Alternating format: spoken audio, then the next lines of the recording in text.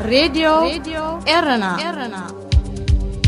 راديو إرنا كاب كتما باريس محلالة في إرتوران غازت إنياتا زدالو نتا راديو مرحتي هاجرات إيرتران إثيوبيان أبدو بسودان وقعوي نايسرح مبصحة كايدوم إسرائيلاوي أزاز سراويت نبر ندو سودان بزشط أطوار تخصيصو الحوتي يمن بزوان شفو كبير برات سلاموين سبات مويتهم ازي دمت ريدي إيرنايو زينا بزرزر مرحت هاجرات إيرتران إثيوبيان نابدو سودان وقعوي نايسرح عودتا كايدوم كاب كتما جواز سمح لفزينا كم زملكتو كاند علامة عودت بريزيدنتي سياسن قداماي منيستر أبين نتي أب هاجرات قرن أفريقيا زلو دخوم قطباوي متحجاز نمدنفع مخانو تقليصو عدد زم مرحت هاجرات إيرتران إثيوبيان ناب دبوب سودان نمبصح بريزيدنت كينيا ناب اسمرا تختيلو زمصيو اتركب نزوباوي ጉዳያትን حبراوي زمدنان زعلمه كم مبال حليفو زرزراو حبريتا يتوهبون እዚ ፕሬዝደንት ኢሳያስን ቀዳማይ ሚኒስተር አብይን ናብ ደቡብ ሱዳን ዘካየድዎ ዑደት ኣቐዲሙ ኣብ መደብ ዝጸንሐ ብዘይምዃኑ ፕሬዝደንት ሳልቫኪር ኣብ ዝተፈላለየ ክፋላት ሃገር ከካይዶ ዝጸንሐ ዑደት ሰላም ኣቋሪጹ ከም ዝተመልሰ ካብ ርእሰ ከተማታ ሃገር ዝተፈነወ ዜና ኣመልኪቱ ቁልጡፍ ቁጠባዊ ዝምድናን ዲፕሎማስያዊ ርክባትን መራሕቲ ሃገራት ኣፍሪቃ ሰላምን ምዕባለን ኣብ መምጻእ ዝህልዎ ተራ እወታዊ እኳ እንተኾነ ግሉጽነት ዝጎደሎን ዝበዝሕ ስምምዓት ካብ ህዝቢ ዝተኸወለን ብምዃኑ ብፍላይ ኣብ ኤርትራውያን ከቢድ ሻቕሎት ፈጢሩ ይርከብ እስራኤላዊ ናይ ሰራዊት ሜጀር ጀነራል ዝነበረ ንደቡብ ሱዳን ብዝሸጦ ብሚልዮናት ዶላራት ዝግመት ኣጽዋር ክሲ ተመስሪቱሉ ጀሩሳሌም ፖስት በ4 መጋቢት ኣብ ዘርግሖ ሓበሬታ ሜጀር ጀነራል እስራኤል ዚቭ ብስምቲ ኣብ ደቡብ ሱዳን ዝርከብ ናይ ሕርሻ ትካሉ 150 ሚልዮን ዶላር ዝግመት ኣጽዋር ከም ዝሸጠዩ እቲ ክሲ ቀሪቡሉ ዘሎ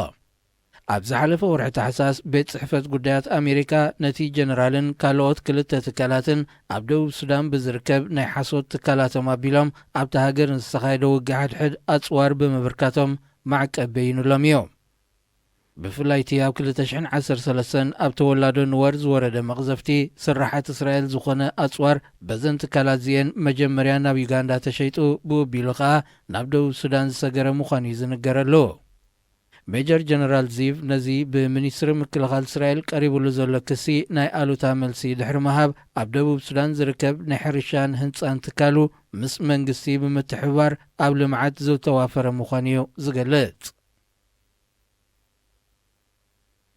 الحوتي يمن أبو دباويت كتما حديدا بزكايدو ناي كبير برات متقعتي أولاد حانت سدرابيت زغنو 3 سبات كم زموتو شين هو حبيروم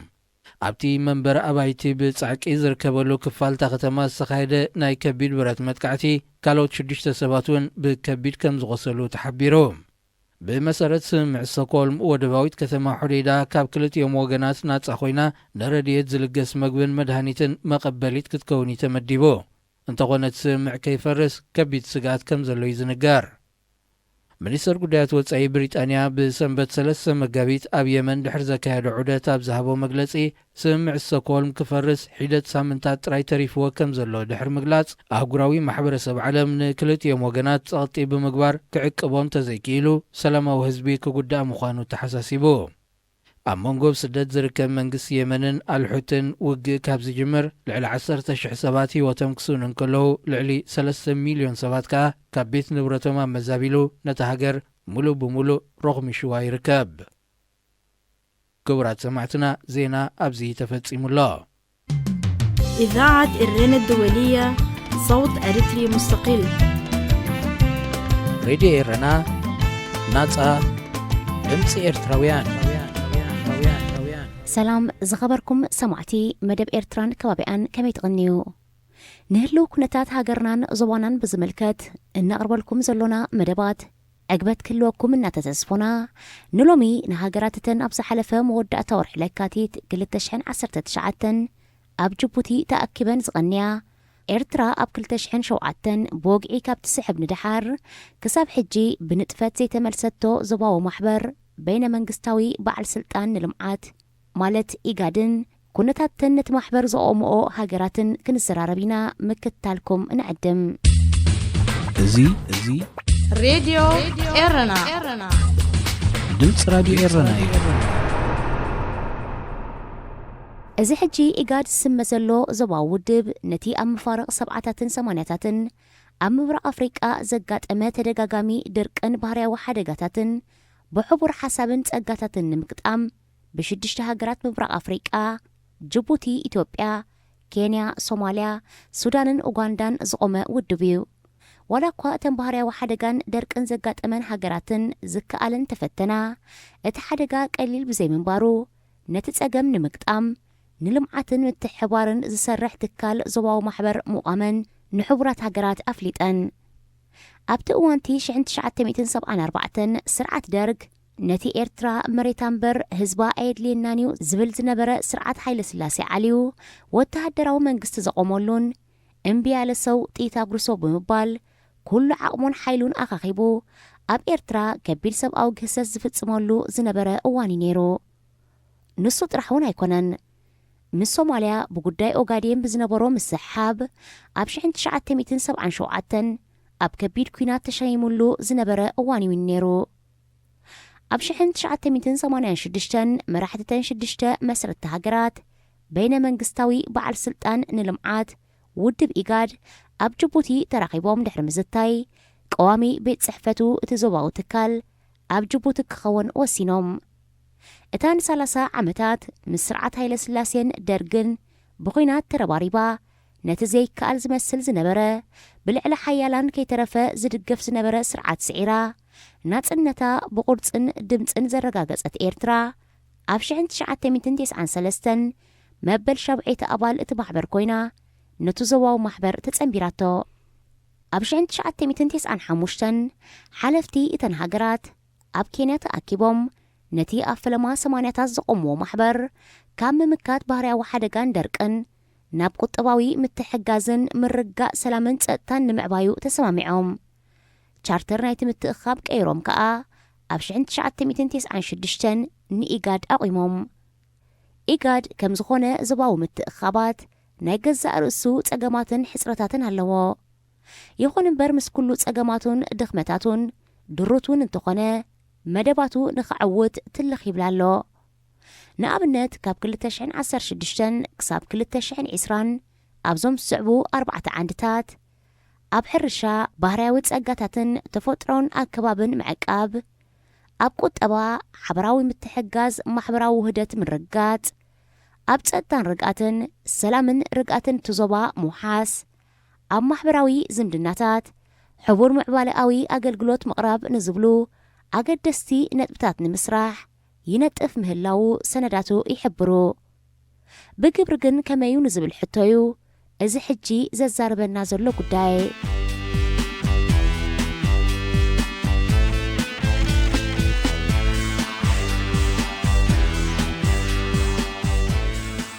ኣብ ሓደ ጎደባዊ ይኹን ዞባዊ ምትእኻብ ዋላ እውን ኣብቲ ዓለማዊ ዝበሃል ውድባት ናይ ሓባር ረብሓን ኣረኣያን እንተዘይሃልዩ ከምቲ ዝድለ ክዓብን ክምዕብልን ኣይክእልን እዩ። ከም ልማድን ዝምባለን ከኣ ዝኾነ ይኹን ውድብ ነቲ ዘበርከቶ ንእሽቶ ኣውንታዊ እምበር ነቲ ከተግብሮ ዝነበሮ ትፅቢታት ብዝርዝር ስለ ዘይዝረበሉ ሕምስ መሲልዩ ዝሓልፍ።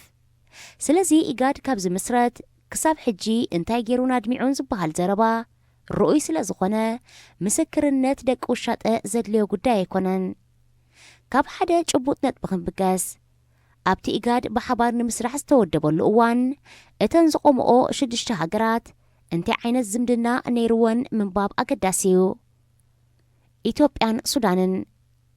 ሱዳን ንመሰር ርእሰ ውሳኒኡ ዝቃለስ ንዝነበረ ኤርትራዊ ውድባት ትድግፍ ነይራ። ኢትዮጵያ ከዓ ነቶም መሰሎም ንምኽባር ዝቃለሶ ዝነበሩ ብጆንጋራን ዝምርሑ ዕጡቋት ደቡብ ሱዳን ተሰልጥንን ትድግፍን ነይራ። ስለዚ እዘን ክልተ ሃገራት ኣብ ኣኼባ ኢጋድ ክራኸባን ከለዋ ሓባራዊ ረብሓ ዘረጋግጽ መደባት ክዓውታ ትፅቢት ክግበር ኣይከኣልን እዩ። ሶማልያን ኢትዮጵያን ሶማልን በትን ዓመታት ዘሰሓሓበን ክሳብ ሕጂ ነባሪ ፍታሕ ዘይረኸበ ጉዳይ ኦጋዴን ኣብ ተደጋጋሚ ኩናተን ነይረን። ኩናት 1964 ኩናት ዶባት፣ ኩናት 1977 ክሳብ 1978 ማእልያ ዘይብሉ ህዝቢ ዘህለቐን መጠን ዘይብሉ ንብረት ዘዕነወን ደማዊ ኩናት ኦጋዴን ዶባት ግጭት 1982 ባርኾት ምዕራብ ዝነበሮ ኩናት ስግረዶብ 1998 ክሳብ 2000 ከዓ ካብቲ ብኣብነት ዝጥቀስ እዩ እቲ ብሽዱሽተ ሃገራት ዝተመስረተ ማሕበር ኤርትራ ንስርዓታት መግዛእቲ ኢትዮጵያ ስዒራ ከም ሃገር ልኡላውነታ ኣመስኪራ ብ1993 ደቡብ ሱዳን ከዓ ድሕሪ ነዊሕ ደማዊ ኩናት ሓድሕድ ብጥሪ 2011 ከም ናፃን ልኡላዊትን ሃገር ንኢጋድ ተጸንቢረንኦ እንተኾነ ድሕሪ ኣስታት 3 ዓመት ኤርትራ ፈለማ ምስ ሱዳን ኣብ 1996 ዳሕራይ ምስ ኢትዮጵያ ኣብ 1998 ክሳብ 2000 ካብኡ ከዓ ኣብ 2008 ምስ ጅቡቲ ብስነ ሓሳብን ዶባትን ተዋጊኣ ህይወት መንእስያት ኣብ ዝሃልቀሉ ደማዊ ኩናት ከዓ ኣብ ሓደ ጠረጴዛ ተራኺብካ ብዛዕባ ልምዓትን ምዕባለን ክዝትን ክትዛረብን ዝከኣል ኣይኮነን ብሓፂሩ እዘን 8 ኣባላት ሃገራት ኢጋድ ብዙሓት ካብአን ታሪኻዊ ምስሓብ ዘለዎን ብሓድሕዳዊ ኩናት ዝሰንበራ ካብ ኩናትን ሁከትን ኣዕሪፈን ዘይፈልጣ ካብ ግዳማዊ ጽልዋን ምትእታውን ዘይተላቐቓ ሙሉእ ውልቃዊ ናጽነት ዘይብለን ሃገራት እየን ስለዚ ውሽጣዊ ቁርዑይ ዝምድና ዘይብለን ሃገራት ናይ ሓባር መደብን ዕማምን ክዓውታ ዘይሕሰብ እዩ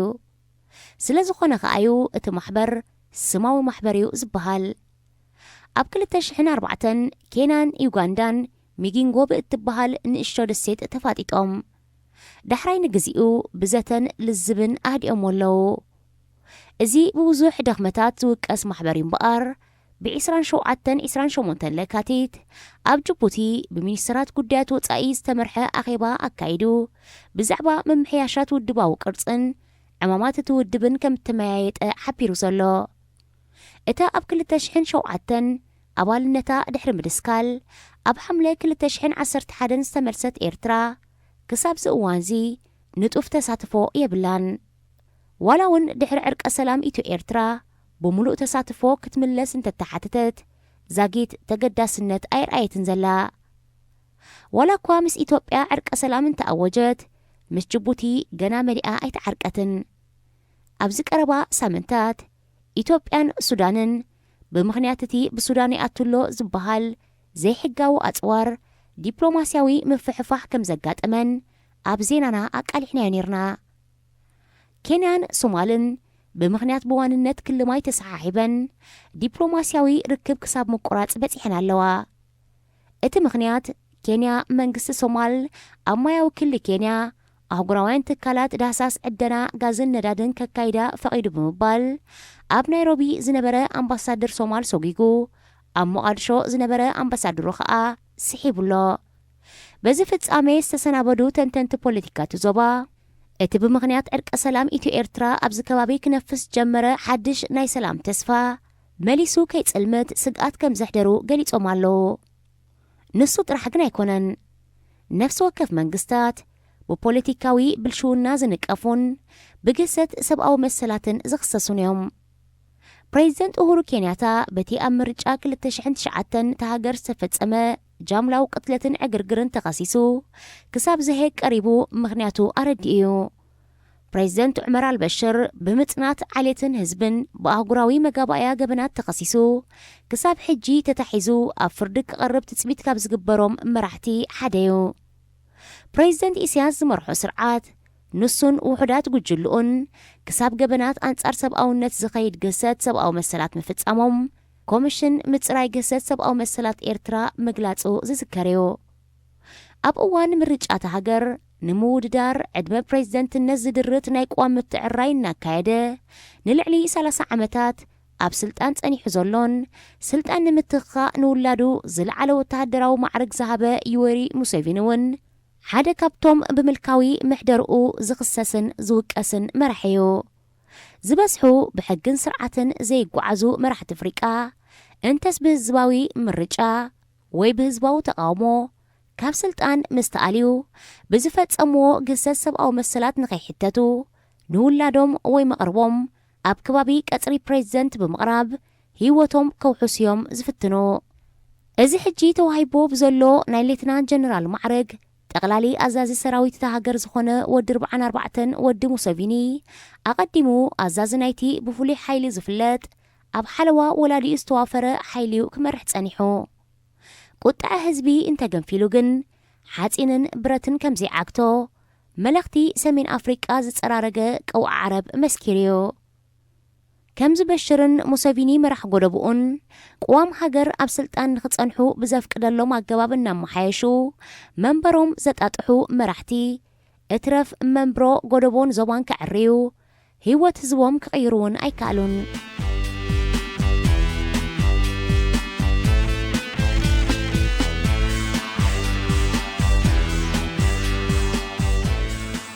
መለኽቲ ብዛዕባ ነብሶምን ስልጣኖምን እምበር ብዛዕባ ህዝብን መነባብሮን ክዛረቡ ሞራላዊ ሓላፍነት የብሎምን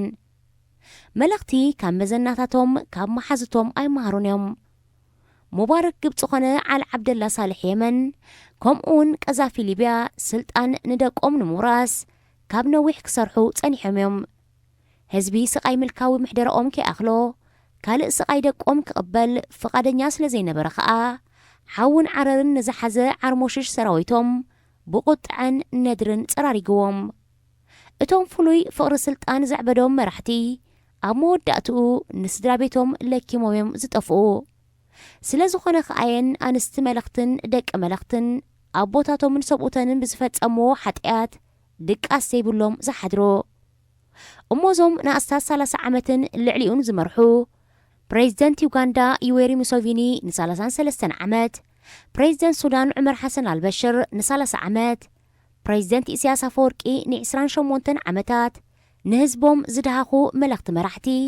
ንዞባዊ ውድባት ጎደቦናን ዞባናን ከነ ማዕበሊና እንተበሉ ኣይትኽእሉን ኢኹም መሽሚሽኩም ኢኹም ሰብ ጸሊእኩምን ፈንፊንኩምን እዩ ስለዚ ስኽን ርጊኢልኩም ሕልናኹም መርሚርኩም መዋጽእኹም ኣናድዩ ክበሃሉ ግቡእዮ ንሕና ኤርትራውያን ብዛዕባታ ክቡር ዋጋ ከፊልናላ ከነበቅዕ ኣስተርሒና ዘይንነብረላ ኤርትራን ህዝብናን ክንሓስብን ክንሻቐልን ባህርያዊዮ ዋላ እኳ ኣብ ዝሓለፈ መንፍቕ ዕርቀ ሰላም ተኣዊጁ ተባሂሉ መዝሙር ሰላም እንተተዘመረ ክሳብ ሕጂ ኣብ ኤርትራ ዝተቐየረ ፖለቲካውን ቁጥባውን ኩነታት ዝተመሓየሸ ምሕደራን ኣነባብራን የሎን በንጻር እኳ ደኣ ፖለቲካዊ ኩነታት ኤርትራ ካብ ግዜ ናብ ግዜ እናተሸምረረ ዝርከቡ መሓውራት ስልጣን ተሸራሪፉ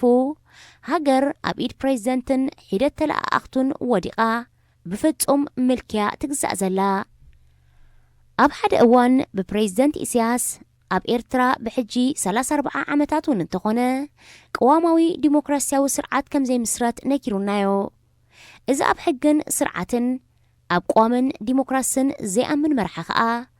እትረፍ ምስ መራሕቲ ጎደቦናን ዞባናን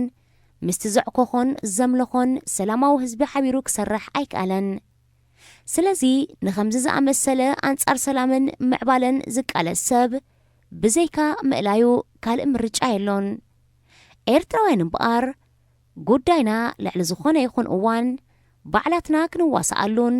ክንሰርሓሉን ንሕትት ኣሎና ዞባዊ ውድብ ኮነ ዞባዊ ማሕበር ኣብ ድሕነትን ሕውየትን ህዝቢ ምንም ዘበርክቶ የሎን إذاعة الرنا الدولية صوت أريتري مستقل راديو إيرنا ناصا دمص إرتراويان